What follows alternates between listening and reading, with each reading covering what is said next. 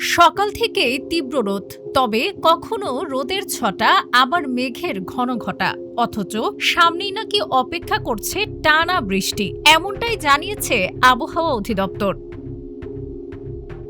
আবহাওয়া অধিদপ্তর জানিয়েছে, আকাশে লঘুচাপের ঘন ঘটার প্রভাবে সামনে আগামী 5 দিন দেশের বিভিন্ন অঞ্চলে বৃষ্টি অব্যাহত থাকতে পারে। কোথাও কোথাও মাঝারি ধরনের ভারী থেকে ভারী বর্ষণেরও আশঙ্কা রয়েছে। 120 ঘন্টার পূর্বাভাস অনুযায়ী উত্তর পশ্চিম বঙ্গোপসাগর ও তৎসংলগ্ন এলাকায় সৃষ্ট লঘুচাপের কারণে মৌসুমী বায়ু আরও সক্রিয় হয়েছে। এর প্রভাবে দক্ষিণাঞ্চল সহ দেশের বেশিরভাগ এলাকায় বৃষ্টির প্রবণতা বাড়বে।